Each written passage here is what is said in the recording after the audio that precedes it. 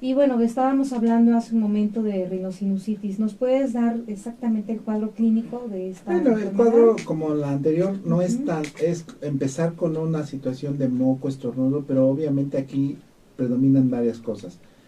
El dolor de cabeza, Sí, el mal aliento del niño, la tos, en la exacto. sinusitis, estoy Ajá, hablando. Puede haber algo de dolor de garganta y cansancio. sí. Entonces, ¿cuál podría distinguirse? Pues que el niño después de un cuadro de resfriado común empiece con dolorcitos de cabeza, empiece a tener ronquido o mal aliento. Eso ya nos está hablando que muy probablemente el niño se complicó con una sinusitis. Entonces aquí ya sería una situación que tenemos que ver. Y Ok. obviamente aquí el diagnóstico se establece por cuadro clínico. Es muy raro que querramos utilizar alguna radiografía, a menos que sospechemos de alguna situación delicada. Ajá, Se utilizan algunas veces radiografías sí. para ver cómo se encuentra afectados los senos paranasales. Se ven opacos, se ve con algunos signos que nosotros debemos identificar o los médicos deben identificar. Ujú, Normalmente no se da antibiótico sí, porque, repito, son virales, exacto. pero Hay que evaluar bien hay la que necesidad evaluar de bien cada la paciente. necesidad y cada paciente debe de ser bien evaluado por parte de su médico para ver si realmente lo requiere o no lo requiere. Entonces esto es muy importante porque muchas veces se da antibiótico desde el primer momento y olvídense, ya se deja al niño estigmatizado de utilizar antibióticos cada vez que le sale tantito moco. Entonces esta emisión, nuestro objetivo principal es de que ustedes vean que no hay necesidad suficiente de utilizar antibiótico de primera instancia. ¿De acuerdo? Ok, Esto sería, digo, hablar de sinusitis se puede hablar mucho más, pero lo más importante es eso, no utilizar de primera instancia antibiótico en la aguda, obviamente, pero sí estar muy pendientes de que a veces pueden existir complicaciones, pero estas complicaciones pueden deberse a propios factores del niño.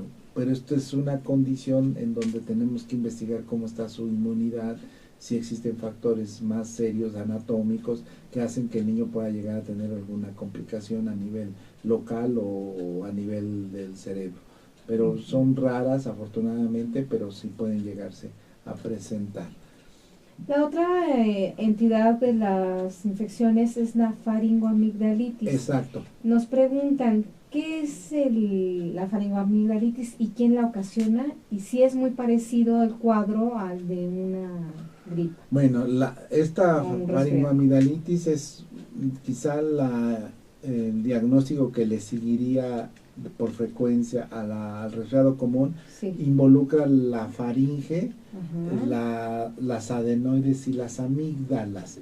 Aquí, por eso, faringoamigdalitis, Claro. son las anginas, pues. Sí, claro. Entonces aquí esto pues obviamente son los mismos factores, las mismas causas, repito e Ujú. insisto, virales los primeros años de vida y después de esto puede pensarse en bacterias. Sobre todo aquí sí, Ajá. se habla que puede haber bacteria Sí. después de los 3 años. Antes de los 3 años es muy poco probable Sí. que existe una bacteria que se conoce, que es la más frecuente y esa bacteria es la que ha ocasionaba, ya no es tan frecuente actualmente, complicaciones como son la fiebre reumática. Ujú. Entonces ya no vemos nosotros muchas complicaciones de faringoamigdalitis secundarias a esta bacteria que se llama streptococo beta hemolítico del grupo A. Entonces no es tan frecuente, pues actualmente, pero antes sí. Cuando se presenta este bicho es cuando tenemos que pensar en el riesgo de fiebre reumática. Ujú. Los virus son los mismos, las bacterias, el más frecuente sería el estreptococo beta hemolítico. Hay otro tipo de virus que no tampoco ocupan algo preponderante, así que mencionarlos no tendría ninguna utilidad. Y lo que se origina en estos casos como cuadro clínico es Ujú. que va a diferir un poquito de varios grupos de edad. Los síntomas, El de síntoma acuerdo. más común, y que eso se ve en todos casi, es la fiebre. Ajá. Siempre va a haber calentura. Fiebre intensa. Fiebre. Puede haber vómito, y este vómito puede ser ocasionado tanto por la inflamación de las anginas como por las toxinas del bicho que está presente ahí.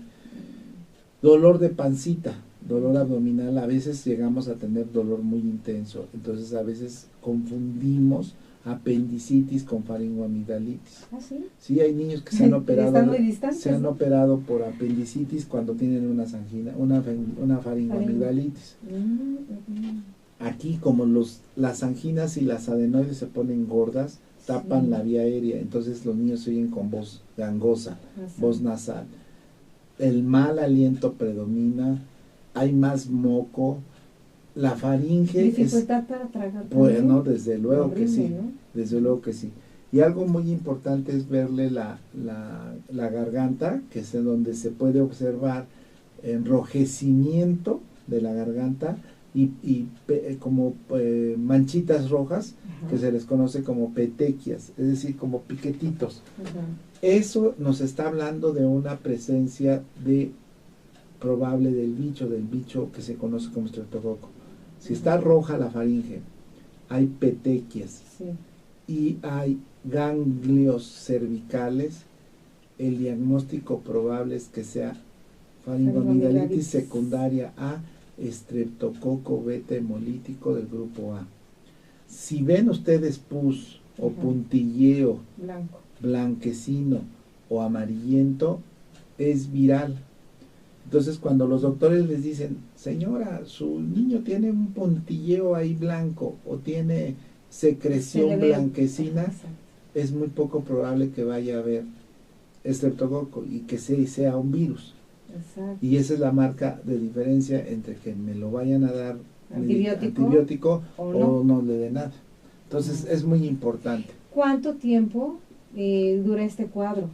¿O estos síntomas? ¿Cuánto dura? Esto es muy variable, pero lo general es de que está al límite de unas 72 horas. Ajá. En promedio. El cuadro más agudo. El cuadro más agudo, y empiezan a remitir.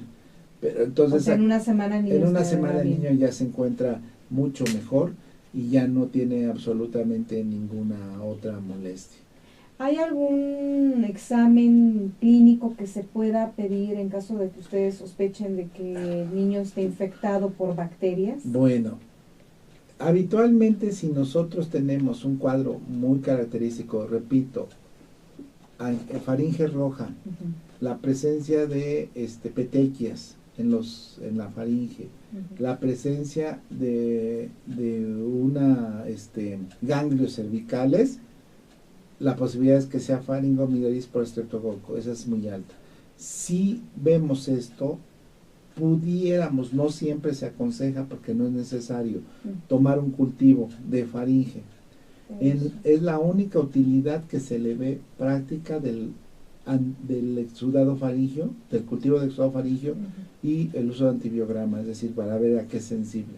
Si ustedes le toman un exudado faringio a un niño normal, no vayan a inyectarlo, pues es muy importante, o no le van a dar antibiótico. Entonces es muy importante que ustedes lo tengan presente. Esto debe de ser solamente en casos de una situación extrema o de epidemia, por decirlo así. Y el tratamiento es muy, pero muy importante. Puede ser muy agresivo, pero es muy sensible a la penicilina. Hasta el momento actual no hay una resistencia de estreptococo beta hemolítico a la penicilina. Entonces, cuando les diga el doctor, tiene usted anginas por estreptococo beta hemolítico del grupo A y les quiere dar otro antibiótico que no sea penicilina, díganle por qué. Porque si es esto, se da la penicilina y se quita el problema. Entonces no hay ningún bicho conocido como estreptococo beta hemolítico del grupo A que sea resistente a la penicilina. Entonces se vale dar penicilina con toda confianza. Podemos utilizar otras alternativas como eritromicina, se puede utilizar otras alternativas como penicilina potásica. A la penicilina que yo me refiero es a la procaínica, que es la que se inyecta. Se inyecta. ¿Sí? Ni modo. Le tocó al amigo que esté enfermito y ni modo se lo tienen que ejecutar para que no vaya a progresar a una complicación. Y esto se llama complicación no supurada. ¿Cuál es la complicación que pueden tener estos niños? Fiebre reumática. O afección a riñón. A válvula cardíaca. Esa puede ser una fiebre reumática. Y al riñón se puede presentar como complicación una glomerulonefritis. Entonces no es una situación tan rara, pero sí hay que ubicar que pueda ser el origen de esto. Bueno, entrando a la última entidad, que es la otitis media, ¿nos puedes decir cuál es el cuadro clínico de estos pequeñitos? Sí, yo sé que muchas veces esto pues es un poquito tedioso, pero lo que les puedo decir de la otitis media es muy sencillo, igual que las otras entidades. Porcentaje elevado son ocasionados por virus, pero cuando hay una otitis media con producción de pus, es decir, otitis media purulenta, la posibilidad de bacterias ya se convierte al revés. Y los bichos son igual que los senos paranasales, estreptococo, Haemophilus influenza tipo B Haemophilus influenza no tipificable o no encapsulado, que es el que no se previene con las vacunas, o no se protege con las vacunas, y Moraxella catarrhalis, que son los bichos, nomás se los menciono para que lo asocien. Pero entonces, ahí sí se puede decir que son equilibradas virus y bacterias.